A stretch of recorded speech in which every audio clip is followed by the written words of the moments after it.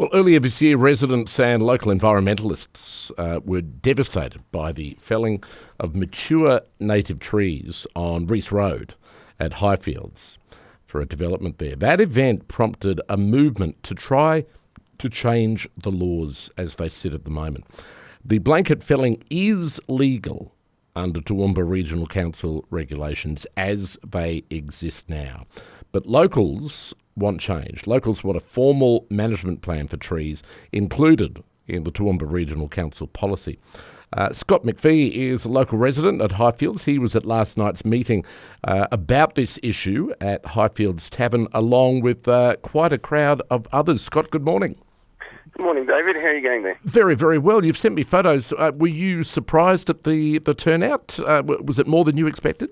Yeah, we had 100 seats set aside in the function room there in the tavern, and probably at about 5:45, we had about 40 people in there, and we thought, well, is this it, or is this just the start of a good thing? And we ended up having to bring in extra chairs, and then it was standing room at the back, so a head count was done, and it was approximately 140. So, yeah, we were very happy and very impressed. So tell me about the tone of the meeting. I mean, were you officially wanting to take your message of what the community wanted to Toowoomba Regional Council, or was it not that formal? Were you just wanting to gauge your support? No, look, excuse me, it was reasonably formal. I guess we had a number of priorities. We wanted to hear from the councillors. Now, 6 councillors were there. Councillor Bill Cahill was one of the speakers, and the Deputy Mayor, Jeff McDonald, gave a speech at the end as well. So we wanted to hear their point of view. We had a number of environmentalist speakers as well. We wanted to for them to share their point of view, and we also, out of that crowd of 140 people, we took questions and also encouraged people to have their say as well. So I didn't want it to just be a feel-good exercise or a bit of a gab fest. So I wanted something productive to come out of it, and that was really discussing ways forward for the council to bring in some vegetation and tree protections before 2025, which is when they're slated to come in. And from our point of view, that's just a long way away. There's too much damage that can happen between now and then for us to just leave it until 2025. Scott, were there any developers there? Look, there was one lady at the end who I believe she was one of the developers from the Reese Road development, and she was talking about how they did observe the koala mapping, but Judy Gray, who's a koala expert who spoke on the night, basically shot down what she was saying based on the mapping is inaccurate. And I know the council are reliant on some of the state government mapping, and this is one of the many problems that we have because that mapping is inaccurate. And there's plenty of evidence of koalas existing in areas where developers say they aren't. I mean, we've got footage, they've been sighted. We've even got footage of koalas on trees that have been earmarked for demolition. So it's, the developers, they're either doing it intentionally or unintentionally, but they're certainly benefiting from lax laws and lax mapping. And, to any developers listening, I would just say use your conscience. Don't use what you can get away with now based on laws that just aren't up to scratch at the moment.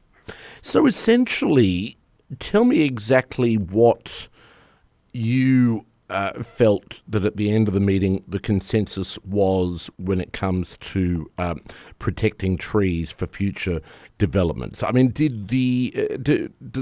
you and the rest of the people who were there last night, Scott, do you agree that if you're going to clear land for housing developments, and obviously in the current climate of housing shortages, housing developments are needed, and they will certainly go ahead. Is there a compromise in terms of preserving trees between what's been done and not knocking down any trees at all? Do you concede a compromise there? Oh, absolutely. There's a balance, and no one there from our conservation side is suggesting that there should not be development. We need development, we need houses, but what we're saying is there has to be a balance. And if you look at the councils around us, and this is one thing Bill Cahill did, he started listing the councils and the environmental protections that they have in place. And it's Brisbane Council, Noosa Council, Sunshine Coast, Redlands, Logan, Ipswich, even Somerset. They all have tree protections as part of an accessible part of any development application. And there can definitely be a balance. If any developers or any young person wanting to buy a house thinks the only way it can be done now is through completely clear felling and providing blocks that are 400 metres squared, like at the avenues at Highfields, then it's just not true. The developers and housing developments are going on all around us in the other councils. Those developers are still making a living and making a profit. It's just the laws are too lax here, and frankly the developers have had it too good for too long. And we just need to maintain our environment at the same time as, having houses for ourselves. And if we don't maintain our environment, there's not going to be koalas here in, the coming decades. We won't get black cockatoos. We won't get the beautiful wildlife that we have now. We're going to lose. And ultimately, we're just shooting ourselves in the foot because we need an environment to live. It provides us our fresh air and fresh water and all the mental health and, everything the environment gives us, we need to survive. So we have to find a balance. It's in our own interest as well. Scott, it seems to me, if you've just come in, by the way, it's 7 to 7, having a chat to Scott McPhee this morning. Scott was at last night's meeting of Highfields residents and around about 6 members of Toowoomba Regional Council. And we have to emphasise that from Council's perspective, it was a chance to listen. It wasn't a formal meeting of council, but as Scott mentioned, 6 councillors there, and Councillor Bill Cahill, who we're going to have a chat to after 7 o'clock this morning, was there. He spoke, as did Jack McDonald, Deputy Mayor, spoke at the end. It seems to me there's 2 separate issues, though, when it comes to tree clearing from the residents' perspective. One is, how abhorrent it is to clear trees that are proven to be home to koalas and other native species. That's one issue that I think very few people would argue about. But the other issue is just how ugly and unenvironmentally friendly it is to just clear fell a whole area of land for housing development. I mean, aside from threatening endangered species, what's the compromise when it comes to leaving at least some trees, well-established trees, up when a new development is marked out? Exactly, and it makes it far more aesthetically pleasing and far more pleasant for the people living there. If you look at the avenues just outside Highfields now, it's just a sea of grey roofs, and it's just not comparable to somewhere that has mature trees in there. And so, and that particular development, and a lot of the developments that are slated to go along on the outskirts of Toowoomba are in old farming land, so there's already large cleared areas with some stands of trees in there. So it's just a matter of designing the housing estate so that, of course, some trees will have to come down, but so you can still leave the majority of the mature trees and have areas that become corridors or habitat, and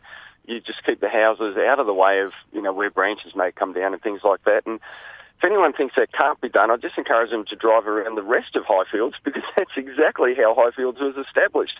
And that's why Highfields is such a lovely area and why people want to go there. They want to go there because of the trees and because of the atmosphere. And I mean, that's just another thing about that Avenues estate. I just don't understand how it was ever approved, because it's out of the existing character of the built development, the built environment there anyway. So, it's nicer for us, and it's definitely nicer for the wildlife. And one thing that we were proposing is that we need stands of important bush that are protected. We need corridors between them, and then we also need the ability for residents and employees of the council to nominate individual trees and get them protected as well. And those other councils that I listed have those kind of protections in there. So it's really just a matter of us catching up to the other councils.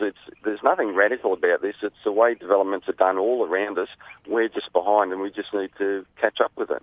Scott, I'm nearly out of time, but can I? And there's so many, rabbit holes we could go down on this discussion, because it's quite complex. But it just strikes me, if I can play the devil's advocate in terms of from the developer's point of view, sure. And this is not taking their side at all, don't get me wrong, but it strikes me that you make the good point that, old Highfields has been developed and still managing to keep these existing trees, and the result is beautiful. But I would be right to say, though, that some of the older blocks were larger blocks, where I suppose it's easier to retain a tree when you're almost spoilt for choice about where on the block you're going to build your house. But would you concede that it is harder for a developer if they're creating an estate of essentially quarter-acre blocks or thereabouts to retain trees when that root system of a large tree, as beautiful as that tree is, could actually preclude even putting a house anywhere because of its positioning or how established it is and how that might conflict with the construction process? Is it easier said than done? Well, it's definitely easier for them to wipe out all the trees, which is why they do it. And if you look at the recent clearing in Reese Road, probably 80 or 90% of that was already clear anyway, because it was pasture that cattle had been on for years. So it's really a matter of developers just, if they want to do small blocks, do that on blocks that are already cleared, but don't pull down mature trees to cram in those small blocks. On Reese Road, they could have left those stands of trees. They wouldn't have built as many houses, but I completely don't buy the argument that therefore it would be uneconomic for them to develop that, because we have developers all around southeast Queensland working exactly like that. What it's going to take is for the council to tell developers that they have to accept smaller profits, and for the developers to accept that. And if they're not going to voluntarily accept it, then the laws have to be changed so that that's the way they have to operate, because frankly, they don't have the right to maximise their profits at the expense of the community or the environment, and that's exactly what's going on here at the moment. The balance is possible, but it's just a matter of how long it's going to take until we get it, I think. Scott, just very, very quickly, where to from here now? Well, it was very heartening that the councillors were there. They did cop a bit of flack, and I really appreciate them coming along. And I think they've heard our message. It's clear that they're listening and that they care. It's much about a cultural change as it is about kind of a legal change. When you look at the environmental plan that the council already have, there's a lot of triggers in there already that they've just got to start to enact. I don't know if they need to bring in a TLPI or temporary local planning instrument, which would allow them to override the existing planning rules. Anyway, the ball is with the council at the moment, and I know in early January they're spending a couple of days where they're going to be looking over this, and we're just going to keep up the community action and keep up the focus on the council, and also keep up the focus on developers. And as I said earlier, I implore any developers to reconsider their plans. The changes will come in. They don't have to wait until that happens. They can certainly show themselves to be good community citizens by leaving mature trees there now. Scott, I appreciate your time this morning. Good to talk.